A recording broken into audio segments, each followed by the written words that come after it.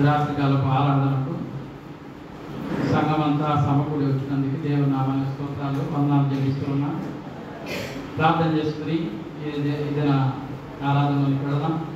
దయగలిగిన మా ప్రభువా, కృపా కనికరం కలిగిన ఆయన స్తోత్రాలు చెల్లించుకుంటున్నాం.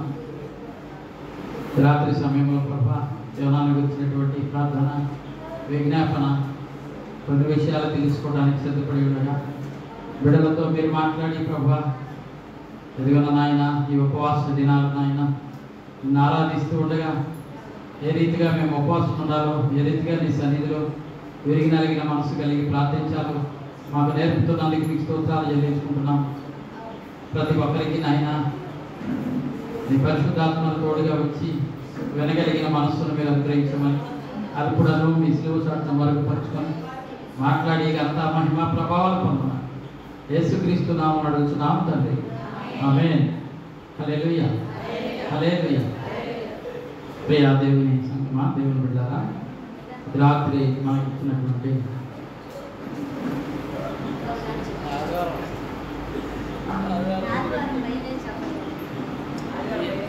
వీడియో ఆన్ చేశాడు కదా, ఇది వాళ్ళు ముందుగా మీ అందరికీ నా వందనాలు. నేను సాధారణ సాక్ష్యం చెప్తానంటే అంతకుముందు నేను దేవుడు ఎదక ముందు అయితే కాంకేసుకుంటానయ్యా, నా కుటుంబంలో ఈ సమస్య ఉంది, నువ్వు తీర్చాలని చెప్పి అనుకునేదాన్ని. తర్వాత నేను దేవుడు ఎదకం ప్రారంభించిన తర్వాత నేను దేవుడు చేసిన కార్యం గురించి ఎందుకు వెనకబడాలి, ఆయన చేసిన గొప్ప కార్యాల గురించి నేను ఎందుకు చెప్పకుండా ఎందుకు సిగ్గుపడాలని చెప్పేసి నేను ఒక తీర్మానం తీసుకొని అప్పటి నుంచి నా కుటుంబం ఏ సమస్య సాక్ష్యంలో నా దేవుడి గురించి చెప్పడం జరుగుతుంది. అయితే ఏ చిన్న విషయం ముందు నేను సాక్ష్యం చెప్పుకుంటాను అన్న తర్వాత దేవుడు నాకు స్వస్థపరుస్తాడు. దేవుడు చేసిన కార్యం గురించి నేను అది సంఘంలో తెలియపరచాలని ఏమో నాకైతే తెలియదు. అయితే పొద్దున్న లేకుండానే నా చెవులో లోపలికి వెళ్ళిపోయింది స్టోన్. అయితే సరే అని చెప్పేసి పిల్లలకి టైం అవుతుందని చెప్పేసి అలాగే ఉండిపోయాను. తర్వాత పట్లకి వెళ్తుంటే బాడీ కదులుతున్నప్పుడు చెవులు అది బాగా కదిలి నొప్పి వస్తుంది. అసలు నా వల్ల కాలేదు అని చెప్పేసి నేను అప్పటికే అనుకున్నాను. తర్వాత నా వల్ల అవ్వట్లేదు, బాగా అది కదిలి నొప్పి వస్తుంది. అప్పటికి నేను 2 హాస్పిటల్కి వెళ్ళాను. ఒక హాస్పిటల్కి వెళ్తే అమ్మది లోపలికి వెళ్ళిపోయింది, డాక్టర్ తీర్పు కుదరదు, లోపలికి వెళ్ళిపోయింది, ఆపరేషన్ చేయాలన్నారు. చిన్నదానికి ఏం చేశాయని చెప్పి అనుకున్నాను. మళ్ళీ వచ్చి మా ఆయన ఫోన్ చేసి ఆయన తీర్పు కుదరదు ఆయనకి అని చెప్తే మళ్ళీ ఇక్కడ నరసింహ దగ్గరికి వెళ్ళండి, అక్కడికి వెళ్తే ఆయన షోలు లోపలికి అది పెద్ద బాగా లోపలికి నెట్టేశాడు. నొప్పి వస్తుంది అంతదానికి వెళ్ళాను. ఆ తోటలో పిలిస్తే వచ్చింది లేదని చిన్నదానికి అని చెప్పేసి నేను ఒక్కదాన్ని వెళ్ళాను. అయితే ఆ నొప్పి నేను భరించలేక నాకు నేను మా ఆయన తీసుకొని వద్దని చెప్పేసి అన్నాను. అయిన తర్వాత మళ్ళీ అమ్మ నేను వెళ్ళిపోతాను, వెళ్తే కుదరదు, నీకు కారణం కుదరదు, మనం విజయవాడ వెళ్ళాలని చెప్పేసి అన్నాడు ఆయన. అయిన తర్వాత చెవులో పెడుతున్నప్పుడల్లా ఏసైతే పక్కన ఆయన అన్నాడు, అమ్మ నీ దేవుడు నమ్ముకున్నాను కాబట్టి అన్నీ నీ చెవుని స్వస్థపరుస్తాను అన్నాడు. అసలు నేను చాలా బాధపడ్డాను పొద్దున. అయితే చెవులో అది నుంచి పెట్టి నీళ్ళతోనే అది తీరు అసలు ఏదైనా సంగతి అనుకున్నప్పుడు అనుకున్నప్పుడే కూర్చొని అనుకున్నాను. ఆయన చేసుకుంటే పెద్దగా అనుకుంటే అమ్మ నువ్వు నీ దేవుడే నువ్వు స్వస్థపరుస్తాను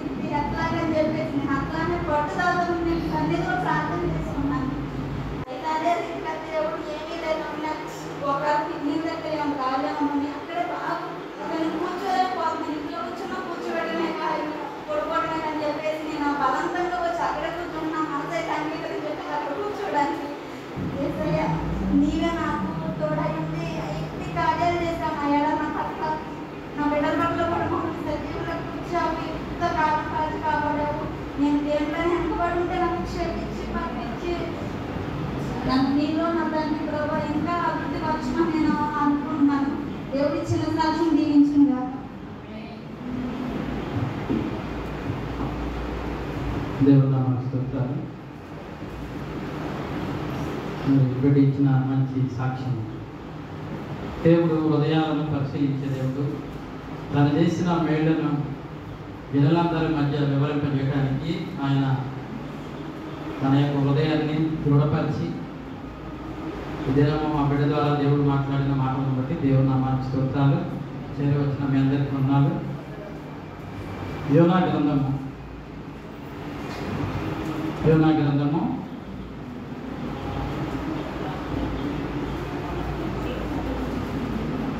మనకి ఇవ్వబడినటువంటి విషయం ఏంటంటే యోనా ప్రార్థన ఎక్కడి నుంచి స్టార్ట్ చేశాడంటే 2వ అధ్యాయం మొదటి నుంచి యోనా ప్రార్థన మనకి కనిపిస్తుంది. ప్రియ దేవుని బిడ్డలారా, యోనా అంటే అర్థము ఏంటంట గువ్వ, పౌరం అనకూడదు. మళ్ళా గువ్వ అయితే అదేం చేస్తుందంటే ఎక్కువ రోదన చేస్తూ ఉంటుంది. గువ్వ ఏడుపు మీరు విన్నారో లేదు, అది ఏం చేస్తూ ఉంటుందంటే రోదన చేస్తూ ఉంటుంది. పావురము కొంచెంగా ఒక రకంగా అరుస్తుంది, గువ్వ వేరే విధంగా అరుస్తూ ఉంటుంది. ప్రియ దేవుని బిడ్డలారా, గువ్వ అంటే యోనా అంటే గువ్వ ఏం చేస్తుందంటే రోదన చేస్తూ ఉంటుంది. అంటే రోదన చేసేటువంటి ప్రవక్త ఈ యొక్క యోనా ప్రవక్త.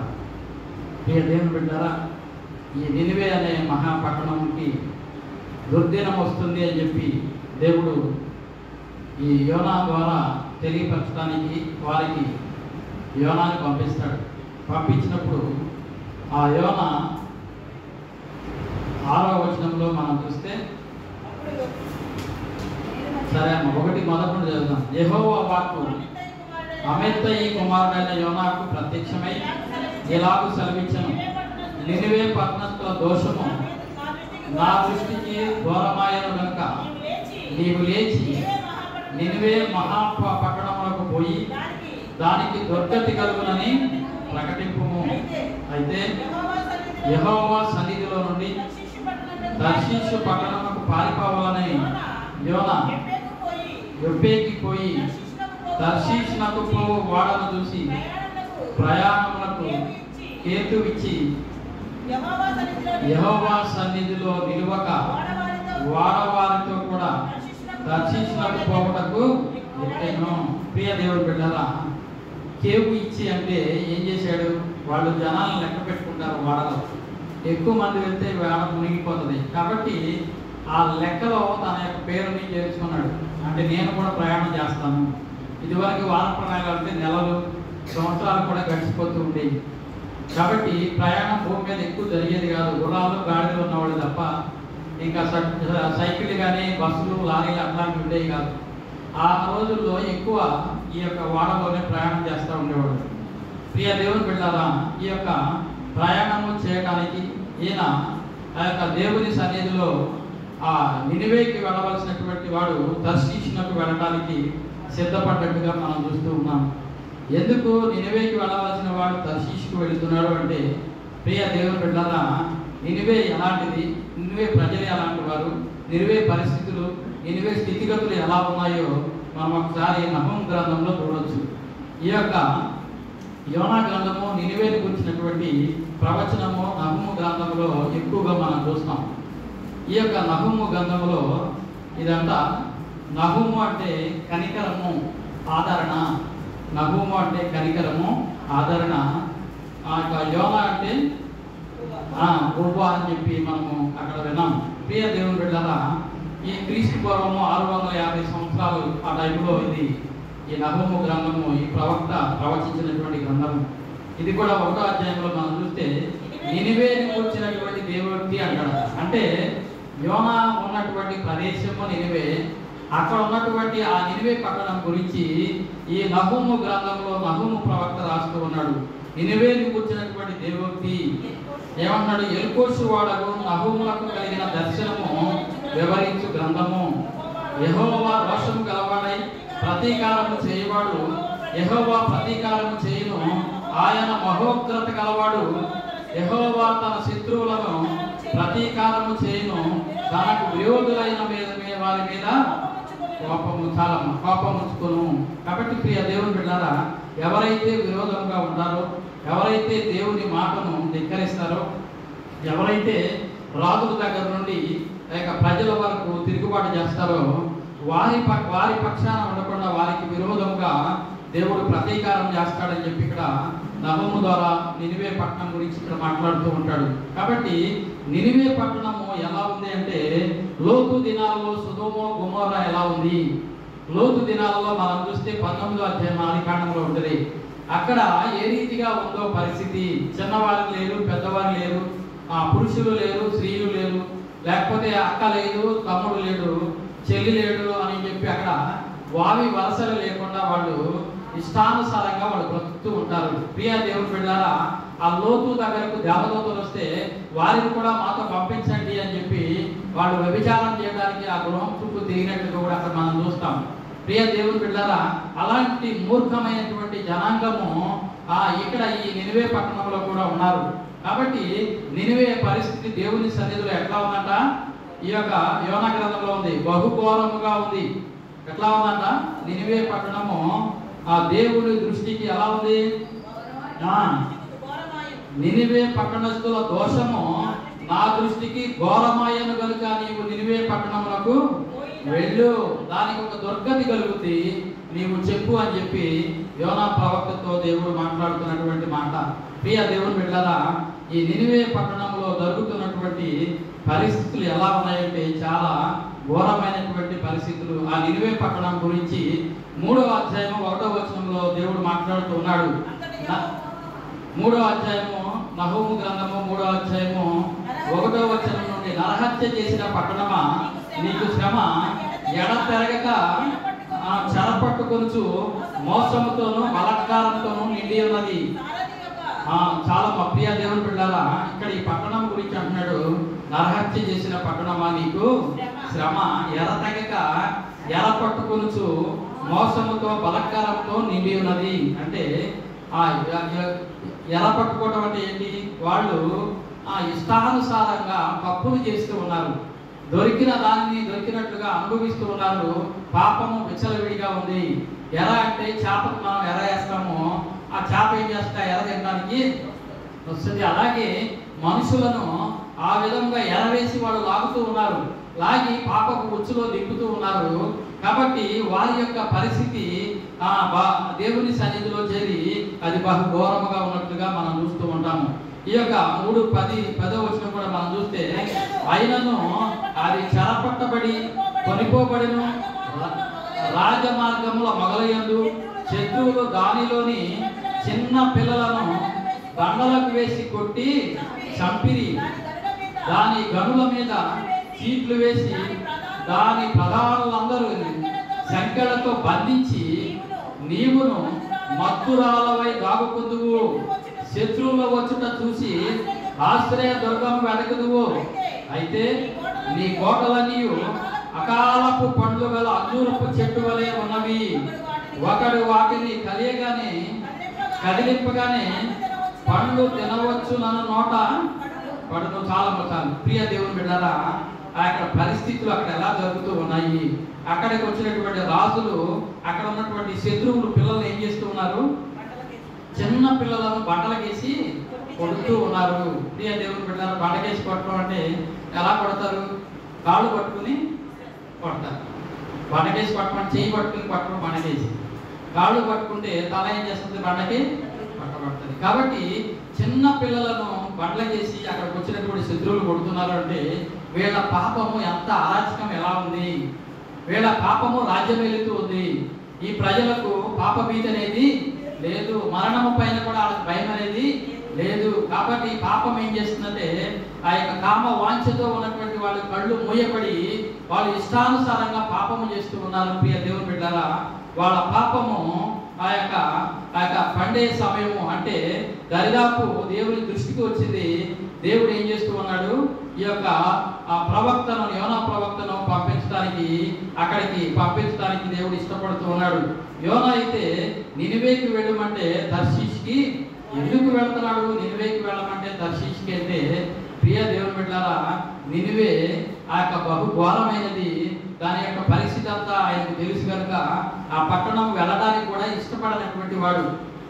అంతేకాకుండా దేవుడు దయగలిగిన వాడు.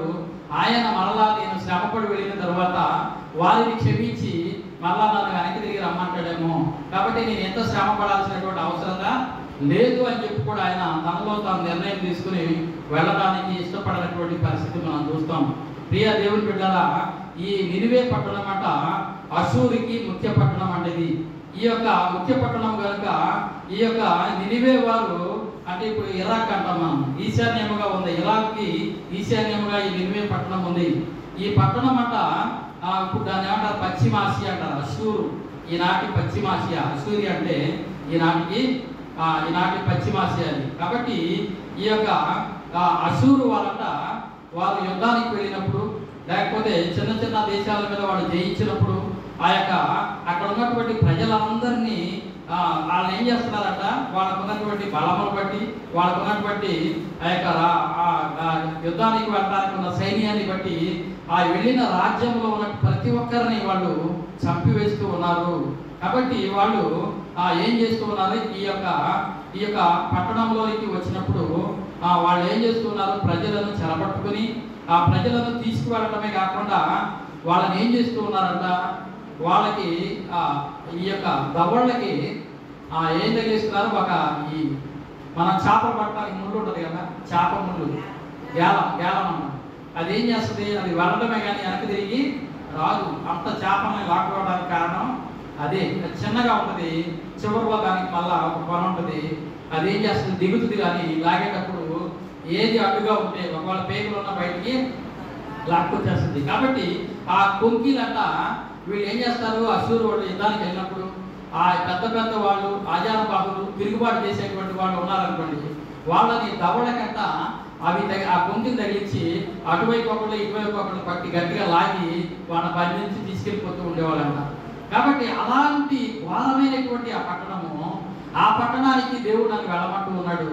వారు అలాగే కావాల్సిందే, వాళ్ళ దగ్గరికి వెళ్ళను అని చెప్పి తనలో నిర్ణయం తీసుకుని ఈయన ఆ యొక్క అటు వెళ్లకుండా ఎక్కడికి వెళ్తున్నాడు, తర్షీషుకి వెళ్ళడానికి ఇష్టపడుతూ ఉన్నాడు. కాబట్టి ప్రియ దేవుని బిడ్డలారా, ఎందుకు యోనా వెళ్ళలేదు అని చెప్పి దాని గురించి కొంత ప్రయత్నం చేస్తే అనేకమైనటువంటి విషయాలు వచ్చినాయి. అయితే వాళ్ళంట క్రీస్తు పూర్వము 722 సంవత్సరంలో ఈ యొక్క అషీరీని జయించట ఇశ్రాయేలీలో దరిదాపు 10 గోత్రాల వారిని పట్టుకుని వెళ్ళిపోయారంట.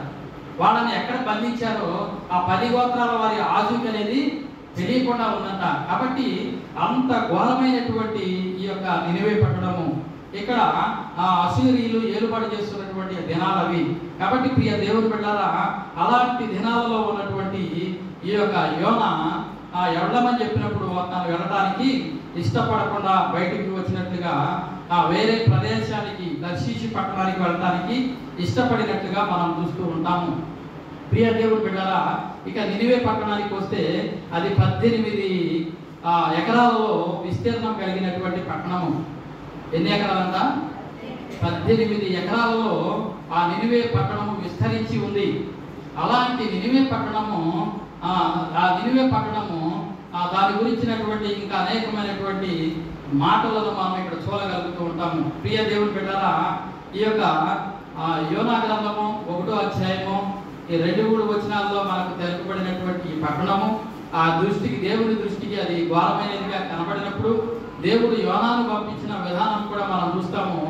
ఈ యోనా 760 సంవత్సరాల క్రీస్తు పూర్వము తనతో దేవుడు మాట్లాడినట్లుగా మనం చూస్తూ ఉంటాము. అయితే యోనాను ఎప్పుడైతే ఆ యొక్క అడుగు భాగానికి వెళ్ళాడో అప్పుడు వాళ్ళు వచ్చి యోనాతో మాట్లాడుతూ ఉన్నప్పుడు యోనా 10వ అధ్యాయం 1వ అధ్యాయం 10వ వచనం, తాను యెహోవా సన్నిధిలో నుండి పారిపోతున్నట్లు అతడు ఆ మనుషులకు తెలియజేసి ఉండను కనుక వారు ఆ సంగతి తెలుసుకుని మరింత భయపడి నీవు చేసిన పని ఏమని అడిగిరి.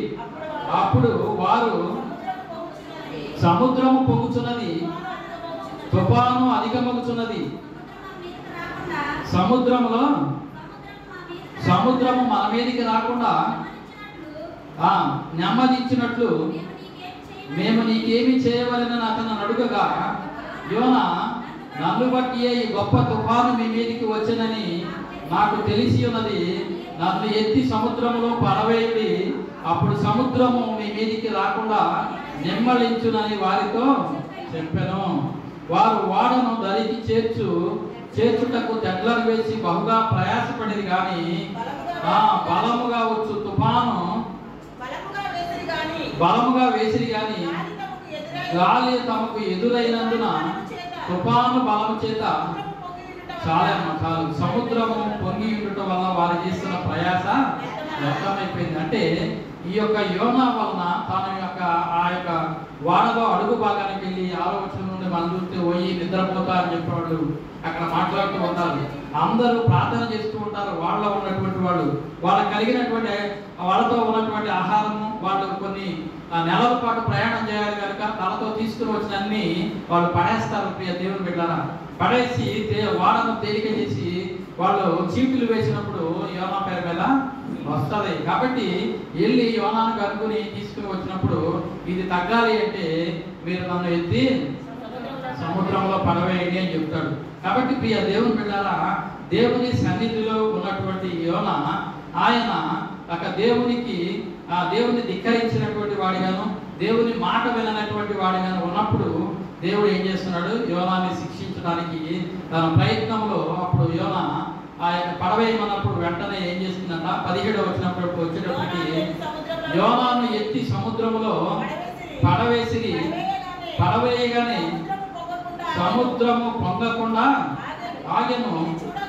అది ఇది చూడగా ఆ మనుషులు యెహోవాకు మిగుల భయపడి ఆయనకు బలి అర్పించి మొక్కుబడులు చేసిరి. ఆ గొప్ప మత్స్యం ఒకటి యోనాను మింగవలెనని యెహోవా నియమించి ఉండగా యోనా 3 దినములు ఆ మత్స్యం యొక్క కడుపులో ఉండేను. హల్లెలూయా, హల్లెలూయా. ఇప్పటి వరకు యోనాను ఏం చేసింది? చేప మింగింది. చేప కడుపులో యోనా ఉన్నాడు. అప్పుడు ఆయనకు ప్రార్థన చేయాలనే మనస్సు కలిగింది. కింద చూస్తే ఆయన ప్రార్థన చేస్తూ అంటాడు, సముద్రంలో ఆ నాచు అదంతా నా తలకు పట్టిందయ్యా, నేను ఇబ్బంది పడుతున్నానయ్యా, ఒక్కసారికి నన్ను క్షమించాయి అని చెప్పి దేవుని సన్నిధిలో విజ్ఞాపన చేస్తూ ప్రార్థన చేస్తూ ఉన్నట్లుగా మనం చూస్తూ ఉన్నాము.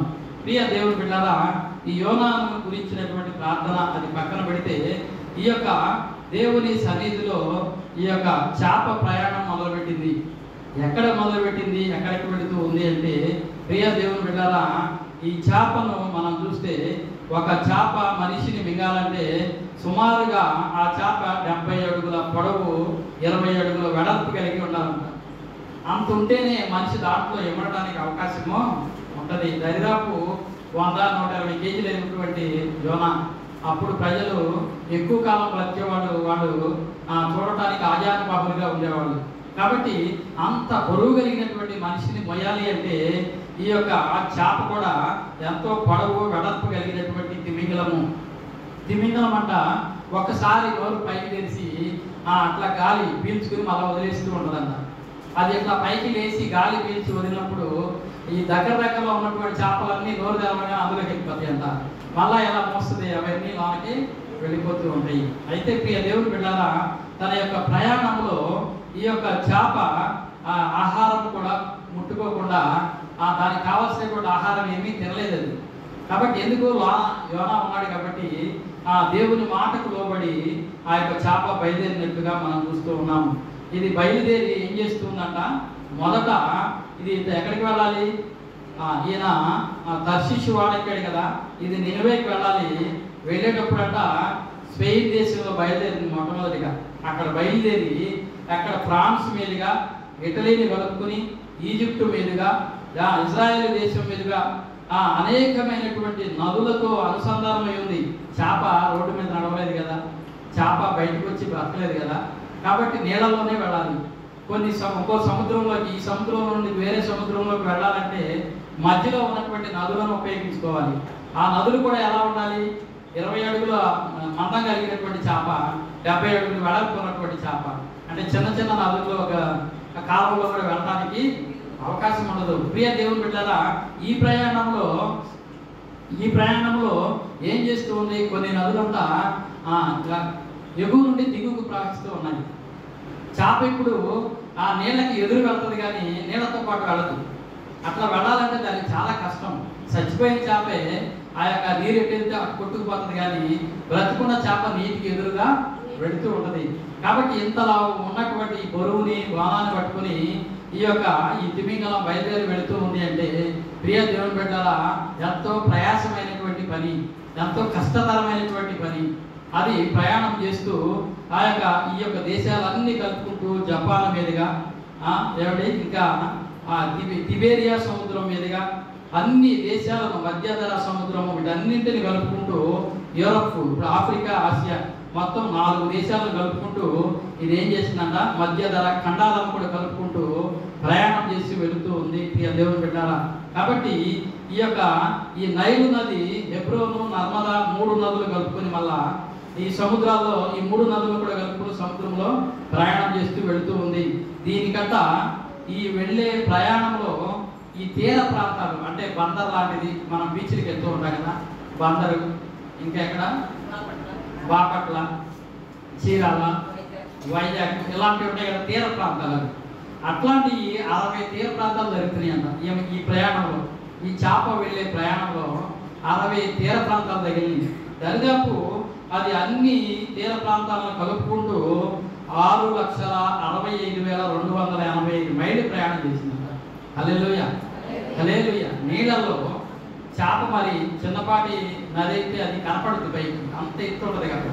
కాబట్టి చాలా అడుగు ప్రాంతంలో అది ప్రయాణం చేస్తూ దరిదాపు ఎంతంట 6,65,285 మైళ్ళు ప్రయాణం చేసినట్లుగా మనం చూస్తూ ఉంటాము. కాబట్టి ప్రియ దేవుని బిడ్డలారా, ఈ చేపంట 490 అడుగులు లోతులో ప్రయాణం చేసిందంట. ప్రతి సముద్రంలో ఎంత 490 అడుగుల లోతులో అది సముద్రంలో అది ప్రయాణం చేస్తూ ఉంది. ఆ వెళ్ళే దారిలోనంట 3,300 దీవులు ఉన్నాయంట. మధ్యలో సముద్రంలో దీవులు ఉన్నాయి.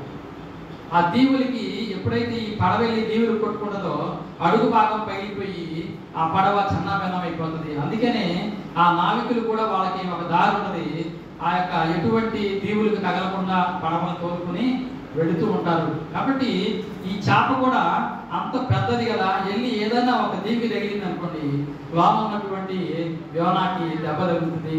కాబట్టి యోనాని ఆ దేవుడు ఆమెకు ఎలా ఇచ్చాడు, గర్భంలాగా ఇచ్చాడు. మేరీ గర్భంలో ప్రభు అయినటువంటి క్రీస్తు ఎలా ఉన్నాడు, అలాగా ఒక గర్భాన్ని ఆమె ఇచ్చినట్లుగా ఏం చేస్తుంది, జాగ్రత్తగా స్పీడ్గా 1000 కిలోమీటర్లు దాటుకుంటూ, కొన్ని నదులేమో ముందుకు నడుస్తూ ఉన్నాయి, కొన్ని నదులేమో వెనక్కి నడుస్తూ ఉన్నాయి, కొన్ని పడమటికి. అంటే ప్రతి నది ఏదైనా తూర్పుకే పడాలి. ఏది ప్రవహించినా గంగా నది దగ్గర నుండి మన కృష్ణా, గోదావరి, పెన్నా ఇవన్నీ చూస్తాం, అన్నీ తూర్పుకే వస్తాయి. ప్రియ దేవుని బిడ్డలారా, ఆ యొక్క ఇశ్రాయేల్ దేశంలో ఆ పరిసర ప్రాంతాల్లో అక్కడ కొన్ని ఒకటో రెండో నదులు అవి పడమరికి ప్రవహిస్తూ ఉంటాయంట. వాటిల్లో కూడా ఈ యొక్క చేప ప్రయాణం చేసినట్లుగా మనం చూస్తూ ఉంటాము. కాబట్టి దేవుడు ఎందుకు ఇంత శ్రమ పడుతూ ఉందంటే, దేవుడు ఆజ్ఞ ఇచ్చాడు, సృష్టికర్త ఆజ్ఞ ఇచ్చాడు. ఆ ఆజ్ఞను అతిక్రమించడం కానీ, ఆ ఆజ్ఞను తన ఇష్టానుసారంగా ప్రయాణం చేసి చనిపోయినటువంటి యోనాన్ని తీసుకెళ్ళి అదన్నీ పడేసిన ప్రయోజనము ఉండదు. కాబట్టి యోనాన్ని జాగ్రత్తగా తీసుకుని వెళుతూ ఉన్నట్లుగా మనం చూస్తూ ఉంటాము. ప్రియ దేవుని బిడ్డలారా, ఇదంట నినివేకు తీసుకుని వచ్చిన చేప ఇశ్రాయేలుల కంట 10 మైళ్ళ దూరంలో నినివే ఉందంట. ఇశ్రాయేల్ దేశానికి 10 మైళ్ళ దూరంలో నినివే అనే చిన్న పట్టణం ఉంది. అయితే ప్రియ దేవుని బిడ్డలారా, ఈ చేపట 3 రాత్రులు 3 పగలు ప్రయాణం చేసి ఈ నినివే ప్రాకారం దగ్గరకు వచ్చింది. ఈ నినివే అంట సముద్ర మట్టానికి 100 అడుగుల హైట్లో ఉందంట నినివే. అంటే సముద్రం ఒకవేళ ఉప్పొంగిన ఆ పట్టణానికి ఏమీ కాదు. కాబట్టి 100 అడుగుల ఎత్తులో ఈ నినివే పట్టణం ఉంది. అక్కడ తీసుకుని వచ్చి 3 రాత్రులు 3 పగలు ప్రయాణం చేసి అక్కడ తీసుకుని వచ్చి ఈ యోనాని పడవేసినట్లుగా మనం చూస్తూ ఉంటాము.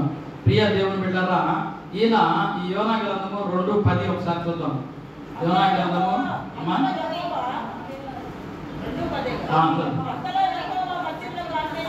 అంతలో యెహోవా మత్స్యమునకు ఆజ్ఞ ఇవ్వగా అది యోనాను కక్కివేసెను. హల్లెలూయా, హల్లెలూయా. ఎలా కక్కింది? సజీవుడిగా కక్కివేసింది. కాబట్టి యోన తన యొక్క ప్రార్థన చేస్తూనే ఉన్నాడు. దేవుడి కార్యము, దేవుడు ఆర్డర్ వేశాడు. దేవుడు ఈ చేపకు ఆజ్ఞ ఇచ్చాడు. ఆ ఆజ్ఞ ప్రకారము చేప నడుస్తూ ఉంది. కాబట్టి ప్రియ దేవుని బిడ్డలారా, దేవుడు చేసినటువంటి సృష్టి, సూర్యుడు కానీ, చంద్రుడు కానీ, నక్షత్రాలు కానీ, లేకపోతే ఈ ఋతువులు కానీ, లేకపోతే ఈ పంచభూతాలు కానీ, ఇవన్నీ అప్పటి నుండి సృష్టి చేసిన దగ్గర నుండి ఆయన ఏ మాట చెప్పాడో, సూర్యుడా నువ్వు ఉదయించు, చంద్రుడా నువ్వు ఎదురుగా ఉండు, ఆయన అస్తమించగానే నీవు ఉదయించు అని చెప్పి ఆ యొక్క నెలలుగా 6 నెలలుగా 3 నెలలుగా ఋతువులను కూడా దేవుడు ఏర్పాటు చేసి ఆ క్రమము తప్పకుండా ఉదయాన్ని సాయంత్రాన్ని ఆయన ఏ రీతిగా క్రమంలో పెట్టాడో అది ఇప్పటికీ జరుగుతూనే ఉంది. కాబట్టి పక్షులు మనం చూసుకుంటూ ఉంటే ఆ యొక్క చేపను కాకి ఏం చేస్తుంది? ఆ యొక్క సేవకునికి ఏలియకి ఏం తీసుకెళ్తుంది? మాంసమును రొట్టెను తీసుకుని వెళ్తుంది. అంటే ఏ పక్షికైనా ఏ జంతువుకైనా దేవుడు ఏ ఆజ్ఞ ఇచ్చాడో ఆ ఆజ్ఞను శిరస్సు తప్పకుండా పాటించినాయి. రాత్రి మనం చూసాము దానియేలు గ్రంథంలో సింహాలు ఏం చేస్తున్నాయి? ఆకలితో ఉన్నాయి. కానీ దానియేలు ఏం చేశాడు? తన యొక్క ప్రార్థన వల్ల దేవుడు వాటి నోళ్లను మూసినట్లుగా చూస్తున్నాము. అయితే తరువాత దానియేలు మీద ఎవరైతే తిరుగుబాటు చేశారో, ఎవరైతే దానియేలు వెళ్ళడానికి కారకులయ్యారో వారిని వారి కుటుంబాలతో సహా అందులో వేస్తూ ఉన్నప్పుడు వాళ్ళంతా కింద పడకముందే అవి ఏం చేస్తున్నాయంటే సింహాలు వాళ్ళ యొక్క ఎముకలను విరిచివేసినట్లుగా, కొరికి వేసినట్లుగా చూస్తూ ఉంటాము. ప్రియ దేవుని బిడ్డలారా, దేవుని యొక్క మాట వింటే ఎన్ని ప్రయోజనాలు ఉంటాయో, ఆయన మాట ధిక్కరిస్తే అన్ని ఇబ్బందులు పడతాము. కాబట్టి అన్ని ఇబ్బందులు పడేటువంటి యోన చివరికి ఆ యొక్క చేప కడుపులో ఉన్న తర్వాత ఆయనకి మారు మనసు వచ్చి దేవుడు ఆయన ఏమి చేస్తే మనకెందుకు, ఎవరి దగ్గరికి వెళ్ళమంటే మనకెందుకు, ఆయన చెప్పిన పని మనము చేయాలి. దేవుడు ఈరోజు టీచర్ గారితో మాట్లాడతాడు. మీరు వెళ్ళి శారదాదేవి గారికి వాక్యం చెప్పి కాసేపు అని. లేదండి ఆవిడ నేను చెప్పరండి అంటే కుదరదు. అక్కడ వెళ్ళి మనం చెప్పాల్సిందే. ఎందుకంటే దేవుడు ఎందుకు పంపిస్తున్నాడు మనకు తెలియదు. కాబట్టి ప్రియ దేవుని బిడ్డారా, అందుకే మనోడు సువార్త, ఇంటింటి సువార్త అని, వీధి సువార్తలని ఎందుకు చెప్తూ ఉన్నారంటే వాక్యాన్ని వాళ్ళు విన్నా వినకపోయినా నువ్వు వివరించు. రేపు తీర్పు దినాన నాకు వాక్యం తెలియదు అనడానికి వీలు లేదు. ఆ రోజు వచ్చి నీకు వాక్యం చెప్పింది కదా, నువ్వు పెడచెవిని పెట్టావు కదా అని చెప్పి అక్కడ ధనవంతుడు లాజరు దగ్గర కూడా అదే చూస్తాము. ఆయన అంటాడు, అబ్రహాం రోమను అనుకుంటాడు లాజరు, ధనవంతుడు కేకలు వేస్తూ ఉంటాడు. కేకలు వేస్తూ ఆ యొక్క లాజరును పంపించు, నా నోరు ఎండిపోతూ ఉంది, నా సహోదరులు ఉన్నారు వాళ్ళకి వెళ్ళి మళ్ళా ఈ విషయాన్ని నేను చెప్తాను, నన్ను బయటికి పంపించమంటాడు. అప్పుడు అంటాడు, అక్కడ మోషేను అనేక మంది ప్రవక్తలు ఉన్నారు, కాబట్టి నువ్వు వెళ్ళాల్సినటువంటి అవసరత లేదు. అంటే ఏంటి? భూమి మీద ఉండగానే, తెలివి ఉండగానే, ఆరోగ్యం ఉండగానే, సమస్తం ఉండగానే నువ్వు విన్నటువంటి వాక్యాలకి నువ్వు లోబడి జీవించాలి. ఒకవేళ నువ్వు పెడచెవిని పెడితే రేపు అక్కడికి వెళ్ళిన తర్వాత తప్పించుకోవడానికి అవకాశమో లేదు. అప్పుడు ఏం చేస్తాడు? తీర్పు దినాన పంచభూతాలను పిలుస్తాడు. అవన్నీ ఏం చేస్తాయి? ఒకవేళ విమానంలో వెళుతూ చనిపోయి గాలిలో చనిపోతే గాలి తీసుకొస్తుందంట, సముద్రంలో పడి నీళ్ళలో చనిపోతే ఆ నీళ్లు తీసుకుని వస్తాయి, అగ్నిలో గాలి చనిపోతే అగ్ని తీసుకొస్తుంది అక్కడికి. వాళ్ళందరినీ ఈ పంచభూతాలు అక్కడ తీసుకుని వస్తాయి దేవుని దగ్గరికి. నిలబెట్టినప్పుడు నీవు నీ యొక్క సాక్ష్యము దేవుడికి ఎట్లా ఉండాలి? ఇష్టముగా ఉండాలి. నిజమే, చివరి వరకు ప్రయాసపడింది, చివరి వరకు నా సన్నిధిలో దేవుని యొక్క భయభక్తులు కలిగి ఉంది, కాబట్టి చివరి విషయంలో తప్పిపోయిందని చెప్పి ఏమైనా కొంత శిక్ష తగ్గించవచ్చు. కానీ ప్రియ దేవుని బిడ్డారా, దేవుడైతే అంతటా అందరూ మారు మనసు పొందాలి. ఆ దినములలో, ఏ దినాల్లో? పాత నిబంధన చట్ట ప్రకారం ఉన్నప్పుడు దేవుడు చూచి చూడనట్లుగా, ఆ దినములలో అనాది కాలంలో దేవుడు చూచి చూడనట్లుగా వదిలేశాడు. ఇప్పుడైతే అంతటా అందరూ మారు మనసు పొందాలి అంటున్నాడు. కాబట్టి ఎవరు తప్పించుకోవడానికి అవకాశం లేదు. కాబట్టి ప్రియ దేవుని బిడ్డలారా, నినివే పట్టణానికి వెళ్ళమంటే ఆ పట్టణం మంచిది కాదు, అది చాలా దుర్గంధమైనటువంటి పట్టణం అని చెప్పి ఈయన వెళ్లకుండా ఉన్నట్లుగా కూడా మనం చూస్తూ ఉంటాం. కాబట్టి ప్రియ దేవుని బిడ్డలారా, అది కాదు కానీ ఆయన సువార్త ప్రకటించమన్నప్పుడు ఎవరి దగ్గరికి వెళ్ళమంటే వారి దగ్గరకు వెళ్ళడానికి మనం ఇష్టపడుతూ ఉండాలి.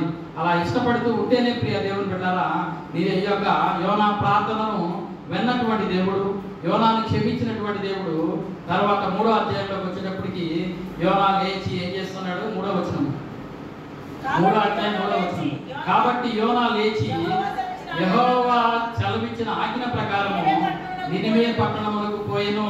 నినివే పట్టణము దేవుని దృష్టికి గొప్పదై 3 దినముల ప్రయాణమంత పరిమాణము గల గొప్ప పట్టణము. యోనా ఆ పట్టణంలో 1 దిన ప్రయాణమంత దూరము సంచరించుచు ఇక 40 దినముల వరకు నినివే పట్టణము నాశనమగునని ఏమన్నారట? ప్రకటన చేయగా నినివే పట్టణపు వారు దేవుని యందు విశ్వాసముంచి ఉపవాస దినములు చాటించి ధనులేమి అల్పులేమి అందరూ గోలిపట్ట కట్టుకునేది.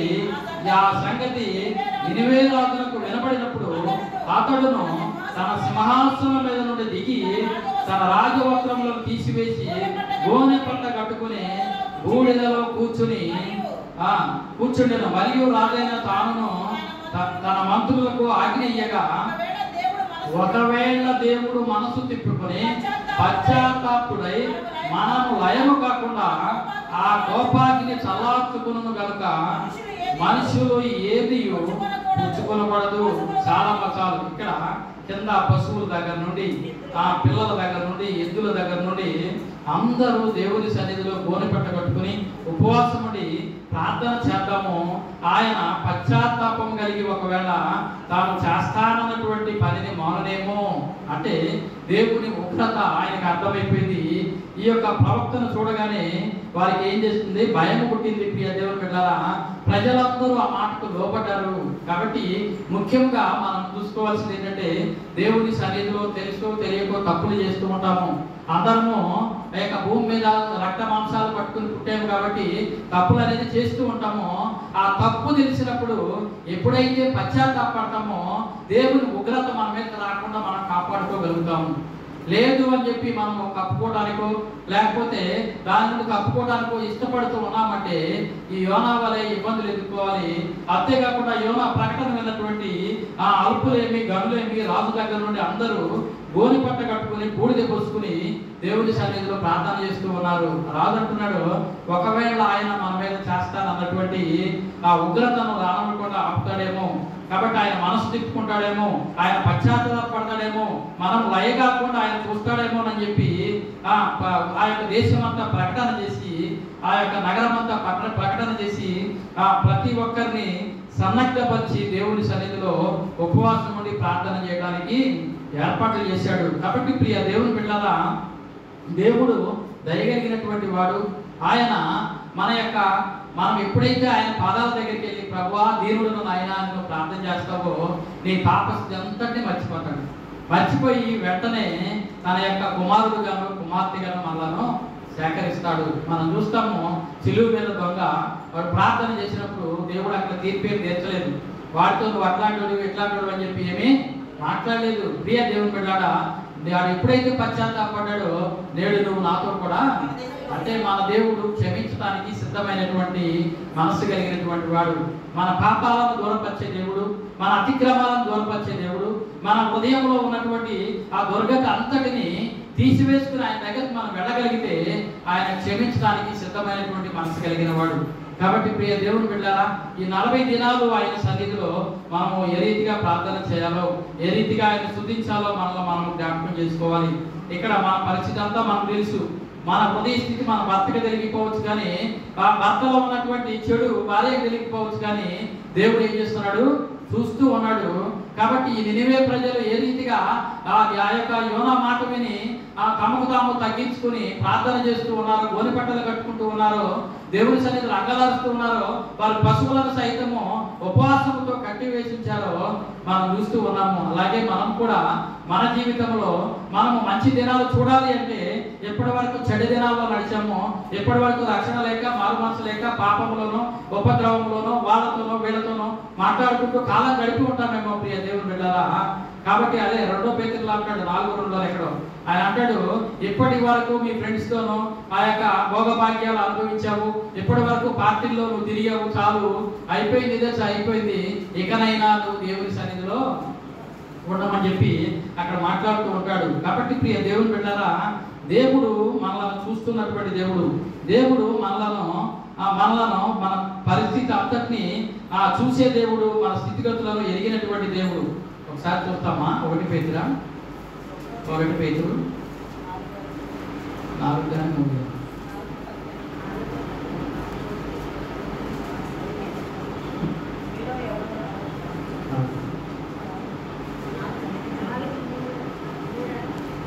చదవమ్మా, పైకి చదివి తెలుసుకున్నా. 4:3 కదా. మనము పోకిరి చేష్టలు, దురాశలు, మద్యపానములు, అల్లరితో కూడిన ఆటపాటలు, త్రాగుబోతుల విందులు, చేయదగిన విగ్రహ పూజలు మొదలైన వాటి యందు నడుచుకొనుచు అన్ని జనుల ఇష్టము నెరవేర్చుచున్నటకు గతించిన కాలమే చాలును. హల్లెలూయా, హల్లెలూయా. ఈ లోకంలో బ్రతకడానికి, ఈ లోకంలో ఫ్రెండ్స్తో తిరగడానికి, పార్టీలకు తిరగడానికి, లేకపోతే విగ్రహ పూజలు చేయడానికి, లేకపోతే తాగుబోతులతో, అల్లరులతోనో, లేకపోతే మద్యపానంతోనో, పోకిరి చేష్టలతోనో, లేకపోతే విగ్రహాలు పూజ చేస్తూ బ్రతికేమేమో. ఇప్పటి వరకు బ్రతికినటువంటి బ్రతుకు చాలు. నీకు 40 సంవత్సరాలు ఉన్నాయో, 50 ఉన్నాయో, ప్రియ దేవుని బిడ్డలారా, ఇక్కడి నుంచి ఇంకా మానేసి ఏం చేయమంటాడినా, గతించిన కాలమే చాలు అని చెప్పి దేవుని సన్నిధికి నువ్వు రావాలి. ఇకనైనా నువ్వు మారు మనసు పొందాలి. అలా ఉండగలిగితే ప్రియ దేవుని బిడ్డలారా, దేవుడు మనల్ని చూస్తున్నటువంటి దేవుడు మనకు నెమ్మదినిస్తాడు, మనల్ని బలపరుస్తాడు. అంతేకాకుండా ఈ యొక్క యోబేలు గ్రంథము 2వ అధ్యాయము 12వ వచనాన్ని అప్పుడు చూద్దాం. యోబేలు గ్రంథము, ఇప్పుడైనను మీరు ఉపవాసం ఉండి కన్నీరు విడిచుచు దుఃఖించుచు మనపూర్వకంగా నా ఎదుట రండి. ఇదే యెహోవా వాక్కు. మీ దేవుడైన యెహోవా కరుణా వాత్సల్యం గలవాడును, శాంతమూర్తియు, అత్యంత కృపగలవాడునయుండి తాను చేయను ఉద్దేశించిన కీడును చేయగా. చాలా ప్రియ దేవుని బిడ్డలారా, మన పాపాన్ని బట్టి, మన చేష్టలను బట్టి, ఆయన చూస్తున్నటువంటి ఘోరమైనటువంటి వికృత చేష్టలను బట్టి ఎంత వాక్యం వింటూ మనము ఇష్టానుసారంగా బ్రతుకుతూ ఉంటే, దానిని బట్టి అంట దేవుడు ఆయన కరుణా వాత్సల్యం కలిగిన వాడు, శాంతమూర్తి, కృప కలిగినటువంటి వాడు. ఆయన తాము చేయను ఉద్దేశించిన కీడు చేయక పశ్చాత్తాపడతాడంట మన పట్ల. అయ్యో, నా కుమార్తెని ఈ లోకంలో లేకుండా తీసేద్దాం అనుకున్నానే, తన యొక్క పరిస్థితిని బట్టి. కాబట్టి ఈమె ఇంకా బ్రతికి ఉంటే అనేక మంది మన దగ్గరకు తీసుకుని వస్తుంది, అనేక మందికి సువార్త ప్రకటిస్తుంది, అనేక మందిని దేవుని దగ్గరికి నడిపిస్తుంది అని చెప్పి ఆయన పశ్చాత్తాపడతాడంట. అంటే మనకి ఏదైనా ఒక దేవుని ద్వారా ఏదైనా ఒక ద్రోహమో లేకపోతే అపకారమో ఆయన చేయాలి అనుకుంటే దాని విషయమే ఆయన పశ్చాత్తాపడతాడంట. ఈమె ఎట్లా కడగబడింది, మన దృశ్యం ఏం చేస్తాడంట. ఒక పరిచయుడు ఆయన భోజనానికి పిలిచినప్పుడు ఒక వ్యభిచార మందు ఉన్నటువంటి స్త్రీ వచ్చి ఆ యొక్క అత్తరు తీసుకుని వచ్చి ఆయన పాదాల మీద పోసి తల వెంట్రుకలతో కన్నీరుతో తడిపి తల వెంట్రుకలతో తన పాదాలు తుడుస్తూ ఉన్నట్లుగా చూస్తూ ఉన్నాము. అంటే ఆమె విస్తారమైనటువంటి పాపములు క్షమించబడ్డాయి. కాబట్టి ప్రియ దేవుని బిడ్డలారా, ఆమె తిరిగినటువంటి స్థితి అంతా దేవుడు అక్కడ మర్చిపోయాడు. ఎప్పుడైతే దేవుడి సన్నిధికి నువ్వు వస్తావో నీ పాత రోత స్థితి అంతా ఆయన మర్చిపోతాడు. మనల్ని నూతనమైనటువంటి కుమారుడుగా అంగీకరిస్తాడు. కాబట్టి ఆయన అంగీకరించడానికి మన పట్ల ఆయన ఏదైనా ఒకటి చేయాలి, వీళ్ళకున్నటువంటి అహంకారాన్ని, వీళ్ళకున్నటువంటి ఆ పరిస్థితులన్నింటినీ తగ్గించాలి అని చెప్పి ఒకవేళ ఆయన ఉద్దేశిస్తే, ప్రియ దేవుని బిడ్డలారా, మన యొక్క మార్పు చెందినటువంటి మన స్థితిని చూసి ఆయన పశ్చాత్తాపము పడతాడు. కాబట్టి ఈయన అంటున్నాడు, మీరు పశ్చాత్తాపడి మీ వస్త్రములను గాక మీ హృదయాలను చుట్టుకుని ఆయన తట్టు తిరగండి. 14వ వచనం అంటున్నాడు, ఒకవేళ ఆయన మనసు తిప్పుకొని పశ్చాత్తాపడి మీ దేవుడైన యెహోవా తగిన నైవేద్యమును పానార్పణమును మీకు దీవెనగా అనుగ్రహింపడని ఎవడు చెప్పగలడు. కాబట్టి ప్రియ దేవుని బిడ్డలారా, ఆయనకు మనము నైవేద్యమును ప్రాణార్పణమును మనం ఇస్తూ ఉంటేనంట ఆయన మనకు దీవెనను అనుగ్రహిస్తాడు, మన మీద జాలి పడతాడు. జాలి పడాలని ఎవరు చెప్పగలరు అంటాడు అక్కడ ప్రవక్త. కాబట్టి ప్రియ దేవుని బిడ్డలారా, ఆయన జాలిపడే దేవుడు. ఆయన సన్నిధికి మనం ఏ రీతిగా వచ్చినా, ఎన్ని తప్పులు చేసినా, ఏ విధముగా సారిసారికి మాట మాటికి అయ్యా నేను ఉపవాసం ఉంటానయ్యా అంటాం, మళ్ళా వెళ్ళి తినడం, అయ్యా నేను ఈ కట్టడిగా ఉంటానయ్యా అంటాం, మళ్ళా వెళ్ళి పంది ఆ బురదలో ఏ రీతిగా పడుతుందో ఆ రీతిగా పడుతూ మన జీవితాన్ని గడుపుతూ ఉన్నామేమో. ప్రియ దేవుని బిడ్డలారా, ఇప్పుడైనా మీరు పశ్చాత్తాపడి మీ వస్త్రాలను కాక మీ హృదయాలను చింపుకొని దేవుని సన్నిధిలో ప్రార్థన చేస్తే, విజ్ఞాపన చేస్తే, ఆయన మనసు తిప్పుకొని ఆయన చేస్తానన్నటువంటి పని చేయకుండా మనసు తిప్పుకుంటాడేమో. తిప్పుకోడని ఎవరు చెప్పగలరు అంటున్నాడు. కాబట్టి ఆయన న్యాయమైనటువంటి దేవుడు, ఆయన బలపరిచే దేవుడు, మన హృదయాలను అంతరేంద్రియాలను పరిశీలించే దేవుడు, ఆయన సమస్తము చూస్తున్నటువంటి దేవుడు, సమస్తము ఎరిగినటువంటి దేవుడు. యోనా తను ఏ రీతిగా ఆ యొక్క దేవుడిని ధిక్కరించి ఆయన బయటకు వెళ్ళాడు, మరలా యోనా తిరిగి ఏం చేస్తున్నాడు, దేవుని సన్నిధికి వచ్చి ప్రకటన చేస్తూ ఉన్నాడు. ప్రకటన చేస్తూ ఉంటే యోనా ఆ యొక్క ప్రకటన విన్నటువంటి ప్రతి ఒక్కరూ ఏం చేశారు, మారు మనసు పొందారు, పశ్చాత్తాపడ్డారు. ప్రియ దేవుని బిడ్డలారా, అయితే 4వ అధ్యాయం వచ్చేవారికి యోనా దీనిని చూసి దేవుడు ఏం చేశాడు, 10వ వచనంలో వచ్చేటప్పటికి ఈ నినివే వారు తన చెడు నడకలు మానుకొని వారు చేయుచున్న క్రియలను చూచి దేవుడు పశ్చాత్తాపుడై వారికి చేయుదునని తాను మాట ఇచ్చిన కీడు చేయక మానెను. హల్లెలూయా, హల్లెలూయా. అంతటి కీడుని ఆయన ఏం చేశాడు, మానివేశాడు. ఎందుకు? వాడు పడినటువంటి పశ్చాత్తాపము, వాడు దేవుని సన్నిధిలో అంగలార్చే విధానము, పశువులకు సహా నీళ్లు పెట్టకుండా వాడు ఏ రీతిగా ఆ కట్టివేసి వాటిని ఉంచారో, ఏ రీతిగా ప్రార్థన రాజు దగ్గర నుండి పేదవాళ్ళ వరకు ప్రార్థన చేశారో, ఆ స్థితి అంతా చూసేటప్పటికి దేవుని సన్నిధిలో దేవుడు ఏం చేశాడు, పశ్చాత్తాపడ్డాడు. ఆ యొక్క అది చూసినటువంటి యోనాకి బహు కోపం వచ్చంట, చింతాక్రాంతుడై కోపగించుకుని అన్నాడు, ఏమన్నాడు, యెహోవా నేను నా దేశమందుండగా ఇట్లు జరుగునని నేను అనుకుంటుంది కదా. అందుకే తర్షీష్కి ఆయన నినివేకి వెళ్ళమంటే ఎటు వెళ్ళాడు, తర్షీష్కి వెళ్ళాడు. ఎందుకు? నువ్వు ఇట్లా చేస్తావయ్యా, నువ్వు జాలి కలిగినటువంటి వాడివయ్యా, ఎటువంటి పాపిదైనా నువ్వు క్షమిస్తావయ్యా, అందుకనే నేను నీ మాట వెళ్ళకుండా వెళ్ళాను. నా ఊరిలో నేనుంటే, నా దేశం మంది నేనుంటే నువ్వు నన్ను విడిచి ఇట్లా అవమానపరుస్తావా అని చెప్పి అక్కడ దేవుని సన్నిధిలో ఆయన ఎంతో పశ్చాత్తాపడ్డట్టుగా, ఎంతో దేవుని సన్నిధిలో ఆయన బాధపడ్డట్టుగా మనం చూస్తూ ఉంటాము. అయితే దేవుడు ఒక సరశక్తిని యోనాకి మొలిపించి వెంటనే ఆ సరశక్తిని చంపేస్తాడు. చంపేసినప్పుడు ఎండవేడికి ఊరు బయట ఉండి ఈ నినివే నాశనం అయింది, నేను చూద్దాం ఉందామని చెప్పి ఊరు బయట కూర్చున్నాడంట. ఎందుకు? ప్రకటన చేసి వచ్చి ఊరు బయట కూర్చున్నాడు, సొదొమలాగా తగలబడుతుంది కదా అని. ప్రియ దేవుని బిడ్డలారా, దేవుడు ఏం చేశాడు, దాన్ని కాపాడాడు. ఆయన ఎండవేళ కూర్చుని ఉన్నప్పుడు నీడ కోసం ఒక సరస్వతి పెట్టాడంట దేవుడు. ఆ యొక్క సరస్వతి వెంటనే అది మళ్ళా పురుగు కొట్టి చనిపోగానే ఈయనకి ఎండ తగిలింది. ఎండ తగిలినప్పుడు అంటాడు, ఏంటి ప్రభువా నువ్వు ఏమన్నా పరాంత చేశాను, నన్ను ఎండలో చంపుతున్నావా అన్నాడంట. అయ్యా కాసేపు ఉండే సరస్వతి కింద కూర్చుని నువ్వు బాధపడుతున్నావు, నా ప్రజలందరూ అంగలార్చి ఏడ్చారు, వాళ్ళనందరూ నేను చంపేయమంటున్నావు, వాళ్ళని క్షమిస్తే నీకు బాధేసింది, ఈ చెట్టుని తీసేస్తే నువ్వు ఇంత బాధపడుతున్నావా అని చెప్పి అక్కడ దేవుడు యోనాతో మాట్లాడినప్పుడు యోనాకు జ్ఞానోదయం అయ్యి బుద్ధి వచ్చి యోనా మళ్ళా తిరిగి ప్రయాణమైనట్లుగా మనం చూస్తూ ఉంటాము. కాబట్టి ప్రియ దేవుని బిడ్డలారా, దేవుడు ఆ దేవుని సన్నిధిలో మనము ఎన్ని తిరుగుబాట్లు చేసినా, దేవుని సన్నిధిలో ఆయనకి ఎంత విరోధముగా మనం నడిచినా ఆయన మనల్ని కాపాడతాడు, మనల్ని బలపరుస్తాడు, మన మీద జాలి పడతాడు, మన మీద కరుణ వాత్సల్యత చూపిస్తాడు.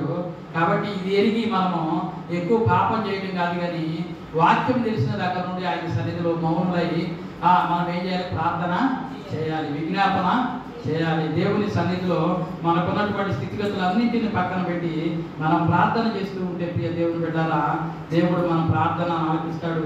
మన ప్రార్థన ఆలకించడమే కాదు, కానీ మన యొక్క పరిస్థితులన్నింటినీ ఆయన మారుస్తాడు. కాబట్టి అట్టి కృప పరిశుద్ధాత్మ దేవుడు మనకి, మన కుటుంబాలకు అనుగ్రహించాలని దేవుని సన్నిధిలో మీ అందరికీ ప్రార్థన చేస్తున్నా. ఈయన మాటలు ముగిస్తున్నా. మీ అందరికీ వందనాలు. ప్రార్థన మహోన్నతుడా, సర్వశక్తిమంతుడా, సర్వాధికారి, మీకు వందనాలు, స్తోత్రాలు ప్రభువా. రాత్రి నాయన నినివేలు కూర్చున్నటువంటి వర్తమానం మేము విని ఉన్నాం ప్రభువా. ఇదిగో యోనా ఏ రీతిగా తిరుగుబాటు చేశాడో, ఏ రీతిగా నీ మాటకు లోబడలేదు, ఏ రీతిగా ఆ చేప కడుపులో ఉండి 3 రాత్రులు పగళ్ళు ప్రయాణం చేశాడు. తరువాత తాను ఏ రీతిగా దేవుని సన్నిధిలో విజ్ఞాపన చేస్తూ ఆయన మాటకు లోబడి ననువేకి ఆ యొక్క దుర్గతిని గురించి ప్రకటన చేశాడో మాకు తెలియపరిచారు ప్రభువా.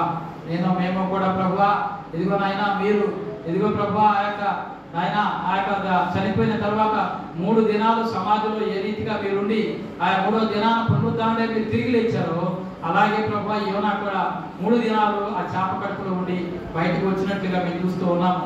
అనేకమైనటువంటి మాటలు పొందుపరచమన్నాయి కానీ ప్రభువా అయా సమయ స్ఫూర్తి వలన అయినా నీ సన్నిధిలో వివరించలేకపోయాం ప్రభువా. దాన్ని బట్టి మీకు వందనాలు, స్తోత్రాలు. మీ సన్నిధి, మీ కాపుదల, మీ కృపించి మా బిడ్డలను ఇంకాను బలపరిచి నీ వాక్యము ద్వారా ప్రభు అట్టుకట్టబడి నీ వాక్యము ద్వారా ప్రభు బిడ్డలు బలపడి నేను ఆరాధించి స్తుతించే విషయంలో మంచి నిర్ణయం తీసుకుని ముందుకు వెళ్ళే భాగ్యము ప్రతి ఒక్కరికి మీరు అనుగ్రహించమని యేసుక్రీస్తు నామమున అడుగుచున్నాము తండ్రి. ఆమేన్. హల్లెలూయా.